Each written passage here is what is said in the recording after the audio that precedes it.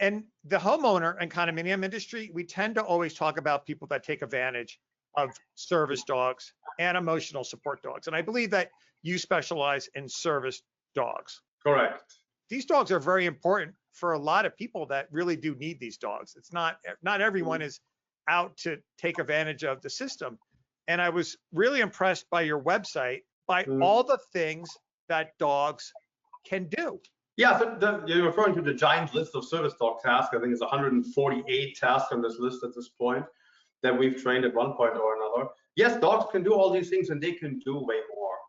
So dogs are very intelligent. They can learn lots of things, pick up on lots of things, and they can even detect things that we can't detect with modern technology.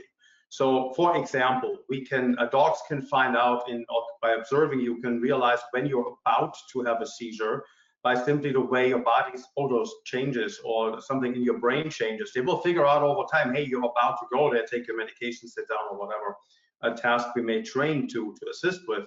But we have no technology that can do that. In cancer detection, which isn't a service dog task, but they can detect as cancer at stage 0. There is no human technology that can do that.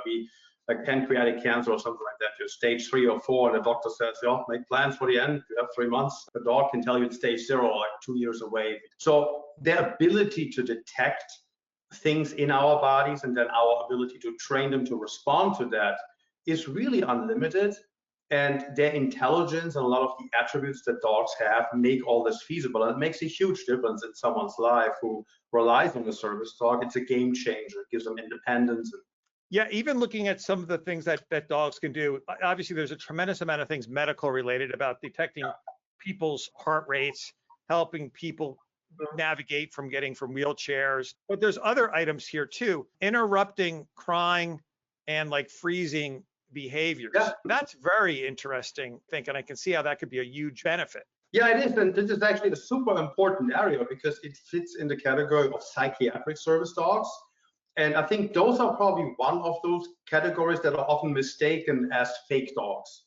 Because the person with a psychiatric disability like PTSD or depression or other trauma, these repetitive behaviors that need to be disrupted, like skin picking or crying episodes, you wouldn't be able to tell that somebody has these unless they're having an episode. They're walking around looking like everybody else. There's no physical indication that there's any disability. And they may have a dog next to them and people go, well, why do you have a dog? You don't need a dog. You look completely okay. But so you can't tell. It's an invisible disability. But dogs can absolutely do that. In terms of the things you mentioned, if somebody is crying, disrupting that, we have to figure out what will disrupt it.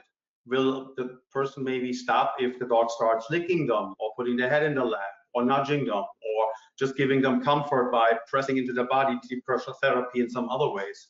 Everybody is different, but this can make a big difference if you all of a sudden get an episode like this and a dog can come in and give you deep pressure therapy on your lap and the person all of a sudden starts getting relief and feeling better.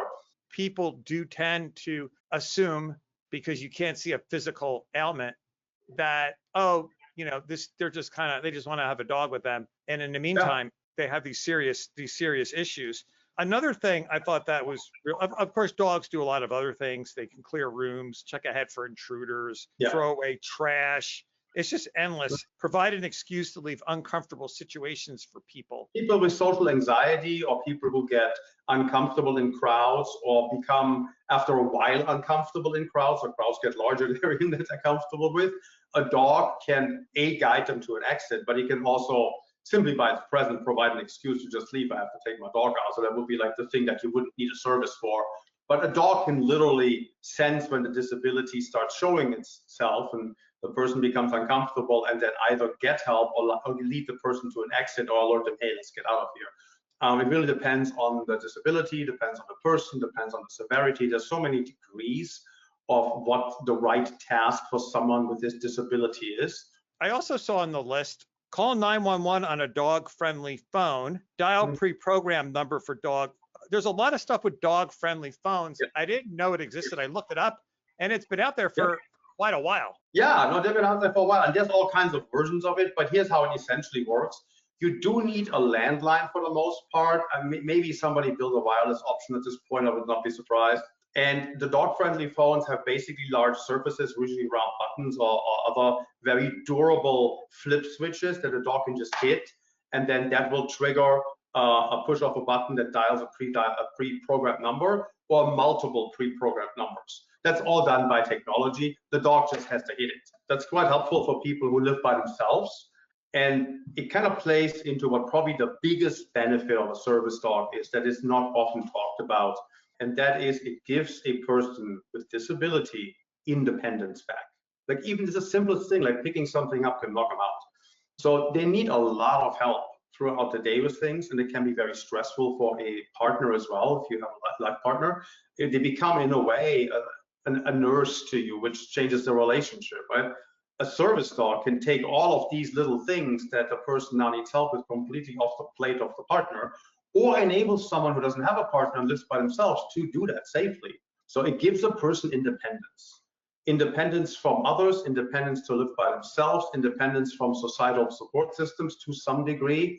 And that independence makes a huge difference to people with disabilities, because when you become disabled, every single client we have, they were at some point not disabled, and the loss of ability through that disability is a huge thing because it changes the way they live, changes the way they experience the world. And gaining some of that back with a support dog is a huge benefit.